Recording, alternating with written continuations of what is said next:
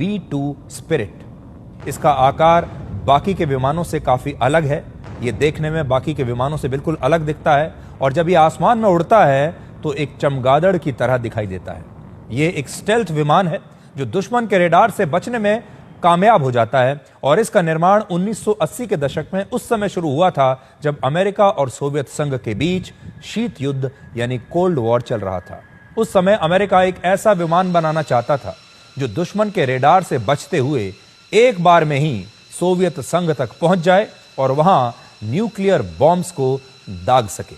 ऐसा विमान अमेरिका को चाहिए था और इसी सोच के साथ अमेरिका ने इस विमान का निर्माण किया और शुरुआत में ऐसे 130 बॉम्बर विमान बनाए जाने थे, लेकिन वर्ष 1991 में जब सोवियत संघ का विघटन हुआ उसके बाद इस बॉम्बर की ज्यादा आवश्यकता नहीं रह गई थी क्योंकि सोवियत संघ का विघटन हो चुका था, सोवियत संघ टूट चुका था और फिर अमेरिका को लगा कि अब उसका कोई ऐसा दुश्मन बचा नहीं है जिस पर वो इस विमान का इस्तेमाल कर सके।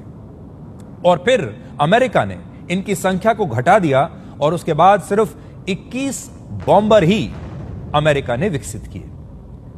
दूसरा कारण यह भी था कि यह बॉम्बर दुनिया का सबसे महंगा बॉम्बर विमान है जिसमें एक एयरक्राफ्ट की कीमत लगभग 18,000 करोड़ रुपए थी। यह बॉम्बर ना सिर्फ बहुत महंगा है बल्कि इसके रखरखाव पर भी बहुत पैसा खर्च होता है। इस एक बॉम्बर विमान की 1 घंटे की उड़ान पर 1,27,00,000 रुपए खर्च होते हैं 1 घंटे के लिए और इस हिसाब से 7 विमानों के लगातार 37 घंटे उड़ान भरने का सिर्फ खर्चा ही 330 करोड़ रुपए के आसपास रहा होगा।